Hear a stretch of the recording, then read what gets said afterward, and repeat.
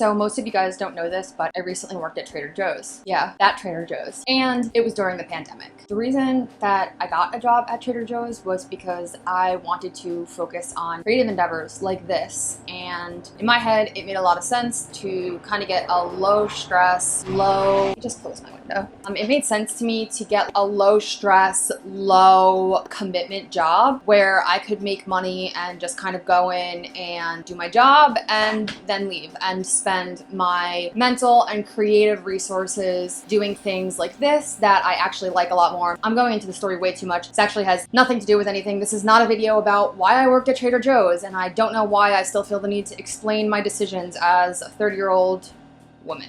Anyway, the reason that I brought up Trader Joe's is because during the pandemic, you know, granted, working at a grocery store isn't the greatest job in the world. The hours kind of suck and the work is kind of crappy and pay is awful, but what I can say is that, like, A, it was a really good company to work for, and B, the people who worked there were amazing. Like, I really loved all my crew members there, and lately I've been thinking about this one experience I had with one of my crew members where during this pandemic, we were at like a 5 a.m. shift. It was like high stress. We were low staff. It was just a really stressful period. They had just started to tell us that we needed to start wearing masks. So there wasn't enough masks for all of the staff. We didn't really know any caution, so it was kind of dangerous at the same time too. And there was this one coworker that I had who just like always had a really great attitude. Like, she always had a smile on her face. She was always like really hopeful and just, I don't know, like a very positive person, not in an annoying way, but in an inspiring way. So one of these days at this like 5 a.m. shift that I see her, and of course she comes in and she's like, what's up? Like, high five, let's get this going. Let's do it. Like, today's the day, blah, blah, blah, blah, blah. And I said to her, what is your deal? Like, how is this a thing? Like, how are you so consistently happy? How is your positivity so sustainable? Like, I don't really get it. And she was kind of coy with me at first. She said, do you really want to know? Yeah, of course I really want to know. Like, tell me the secret. Give me the secret sauce, yo. Like, I want to know what makes you this way. And she said to me, I wake up every morning and I thank Jesus that I'm alive and pray to have a good day. And then I make it happen. And I said, I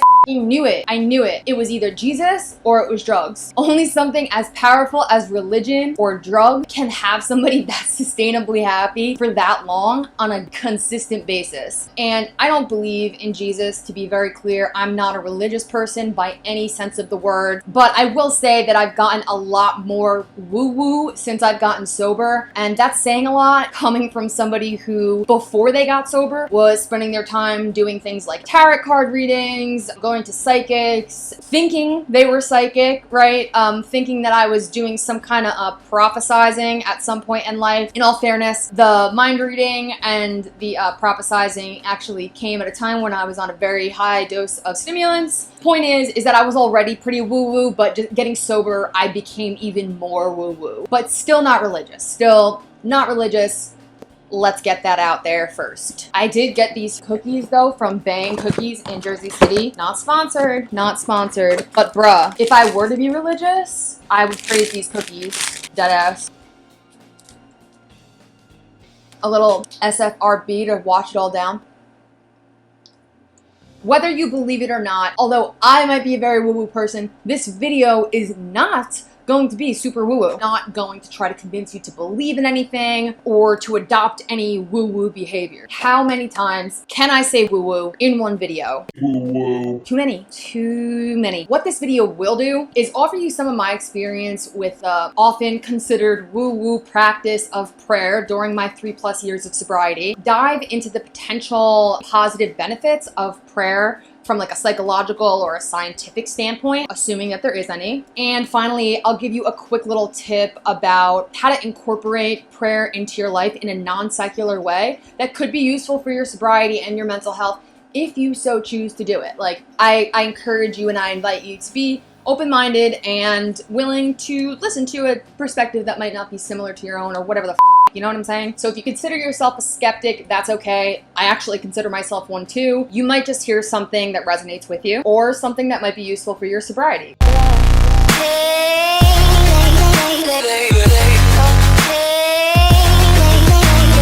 Hey y'all, I am Allie Campbell, but you can call me Allie. This is my channel, which is dedicated to getting real, having fun, while living sober. If you've seen some of my videos in the past, you might notice that there have been a couple of changes to my branding and to the introduction of my videos. And if you want to find out more about those changes in more detail, you can actually just go click this video right here. That is my newest channel update video. Today's Wednesday, and that means it is time for another quick sobriety tip. I put out a tip every Wednesday. I've done that for the past 20 weeks. I took off posting something last week in an effort to elevate the voices of people of color. So this week I'm back. I'll leave a couple of links to donate to Black Lives Matter organizations that specifically assist LGBT people in the Black community, and also some that are related with sobriety and recovery and things like that. Instead of throwing any kind of money at me, I would rather you just throw the money at those organizations. Remember that if you'd like to get a new sobriety tip every Wednesday, all you have to do is subscribe to my channel. You can also get updated anytime I upload new content, including every Wednesday, by hitting the bell so that you will get notifications every time a new video is available. So if you're feeling really ambitious,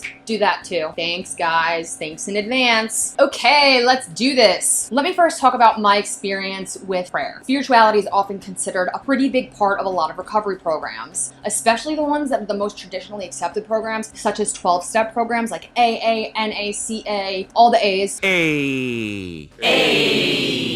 They really are based around a spiritual, not religious foundation for living and a blueprint for living. Within these steps, there's actually sometimes a specific action step to do prayer. Like for instance, step 11 in AA is sought through prayer and meditation to increase our conscious contact with God as we understood Him. And given that this is one of the most well-known and gold standards of recovery methodologies out in the world today, it's worth looking into why prayer plays any role at all in sobriety or recovery programs, or why spirituality for that matter plays any role in sobriety or recovery programs at large. My sponsors has suggested to me as a solution to whatever problem I was dealing with, to pray about it, right? My girlfriend is being a bitch, like, pray about it. I gained 5 pounds, pray about it. Like, my cat keeps throwing up on my bed, pray about it. Like, it was just constantly that. And I'm not saying that in a bad way.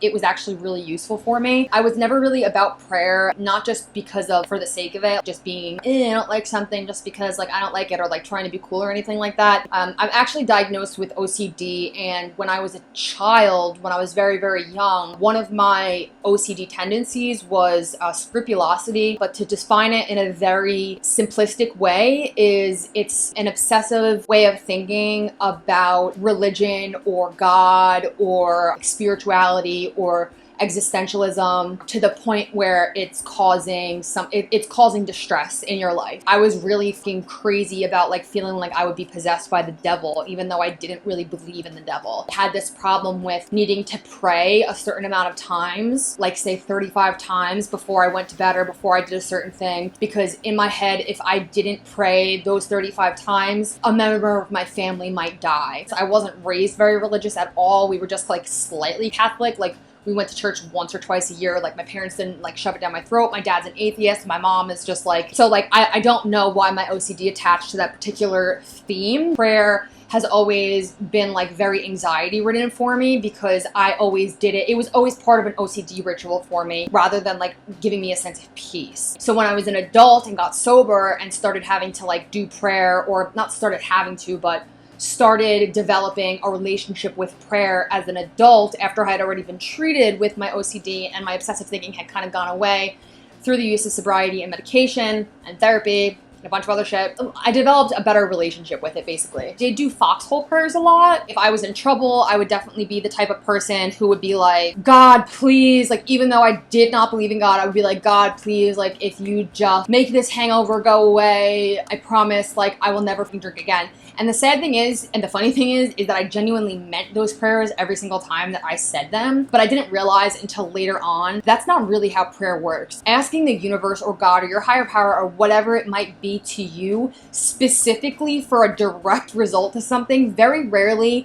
will that work? For me, it's more so about praying or speaking to the universe, putting out the vibrations of your ideas through your voice into the world by saying a quality that you would like to adopt in yourself. Part of the reason why I started being more open to prayer when I got sober was because, first of all, I was in AA. It's really hard to do AA like correctly or successfully if you're not adopting some kind of spiritual aspect. And I say spiritual and not religious because I would be the first person to blow up AA or NA spot and say that's a religious cult if it was, but I truly believe it's not. If you find any real religious shit going on, that's the people you're hanging out with. I was really desperate to get sober. I was very serious about staying sober. When people told me to pray, I got past my shit and I just did it. And that was it. I very much relied on non-secular prayers. Some of the most helpful prayers that I have used throughout my sobriety that are also non-secular are these three, and I'll actually link them in the description below. So if you want to ever go back to them, you can do that. The first prayer that I really, really love is the set aside prayer, and it's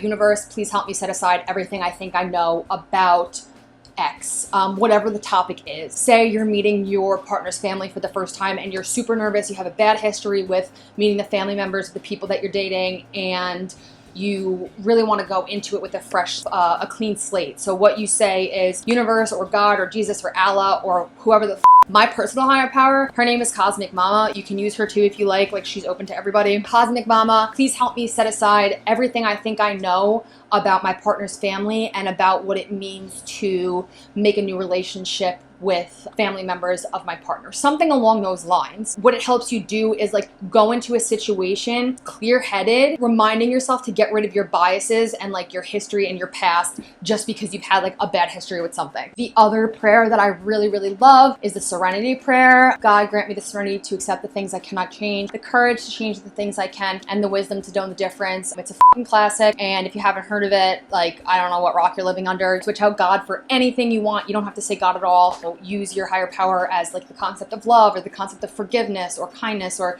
whatever it may be. My third favorite prayer, which isn't quite a prayer, but it's basically just me saying, your will, not mine. And when I'm speaking about that, I'm talking about the will of the energetic universe, the will of everything that's spinning around, whatever vibrations are coming from the world, whatever is meant to happen, whatever is going to happen was supposed to happen. So I like to pray for acceptance of those things, and by saying something else's will rather than mine, it helps me let go of control. The fourth prayer that I really like is the Recovery 2.0 prayer. Universe, put me in the places you want me to be, with the people you want me to be with, doing the things you want me to do. Thank you for the joys and challenges of my life. Again, it lets me let go of control. It's put me in the places so I don't have to be puppeteering everything so much. And also it is showing gratitude to whatever experiences come your way, whether they're positive or negative. Thank you for the challenges and the joys of my life. Awesome. Okay, I feel I'm speaking really fast. Okay guys, let's get into the sciencey, psychology aspect of the episode. Let's talk about the possible benefits of prayer. One lecture by Anne Harrington. She's a PhD at Harvard University School of Medicine or School of Medical Science, something like that. Lecture basically studying how your health is affected by spirituality, if your health is affected by spirituality. And she addresses 4 major claims that link the two. And the 4th claim that she uses is that prayer works. While she doesn't have a whole lot of science to back that up, it has been shown that prayer does work in certain circumstances outside of the influence of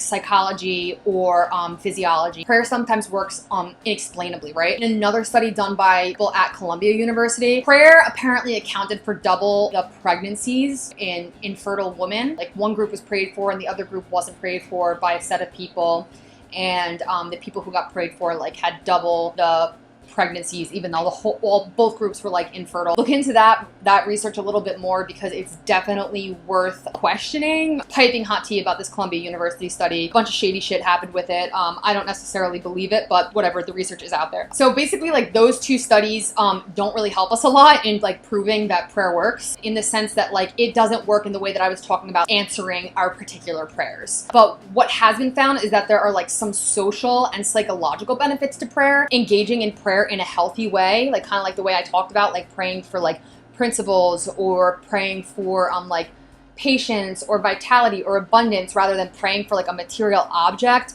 it does like help us have a better sense of well-being, and it also helps us to like have conceptions about like the meaning of life. So basically, unless you're praying to a God that you're very fearful of, that's also like part of the studies that I looked at, that whether or not it works or has any positive social and psychological benefits depends very strongly on what the person is praying to. So for me, for instance, I don't pray to anything that I'm afraid of. I pray to like the universe and energy and cosmic consciousness, like cosmic mama. Cosmic mama would never hurt me. So like that, I don't pray to that, so it doesn't make me anxious. But if you have somebody who's like perhaps like traditionally Christian and has a God-fearing kind of personality, which is like whatever, that's your thing, they might not get as much out of prayer because it might incite like anxiety provoking thoughts for them. One study also showed that prayer is shown to help depression, but that was specifically in cancer patients who prayed about like gratitude and thankfulness and concern for others versus a group of cancer patients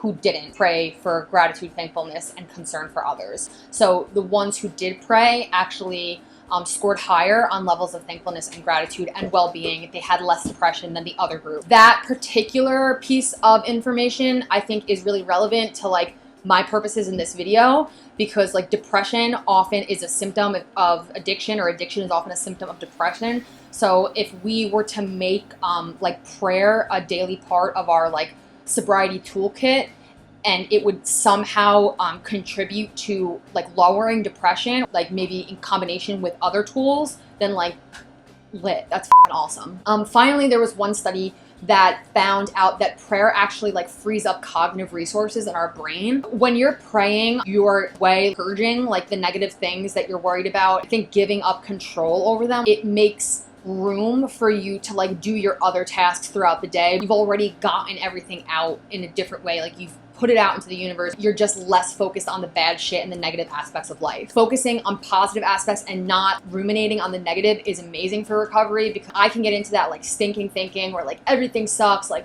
this, blah, blah, blah, blah, blah, sobriety sucks, this is boring, I'm gonna go use. But when I'm like in a place of I'm mostly positive, I'm mostly content with my life, I'm mostly content with things that are going on outside and inside of me, I'm more likely to stay sober in those scenarios. So finally, actually this is probably the study that is even better for our purposes, showed that the more people prayed, the less they consumed alcohol. Now pair that with a program of recovery and a genuine desire to stay sober, and that's some pretty useful stuff. Okay, and finally, now that like I've gone through my experience with prayer, I've gone through like the studies that I've seen and the things that I've read through, now what I want to do is leave you guys with an applicable tip that you can use today if you want to bring prayer into your sobriety or into your recovery or into your mental health toolbox. It's super quick, it's super simple. I told you guys about a couple of my favorite non-secular prayers. This is another one that I love. When you wake up in the morning, you say thank you. You say thank you out loud for waking up. It doesn't matter who or what you're thanking. Thanking your consciousness for being conscious. You can be thanking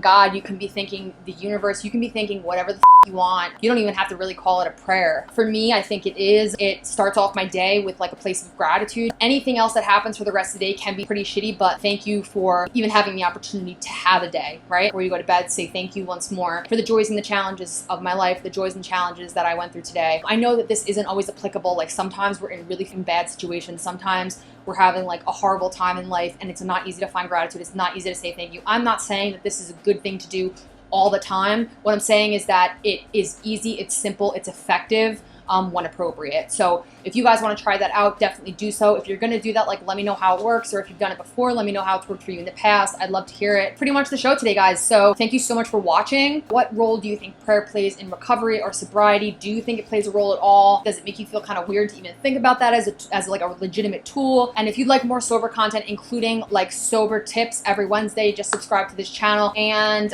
that's pretty much it. It's been real, it's been fun, and it's been real fun. Thank you guys. I will see you again soon. Hit me up on Instagram or Twitter or Reddit or whatever other social media you can think of, TikTok. All right, guys, bye.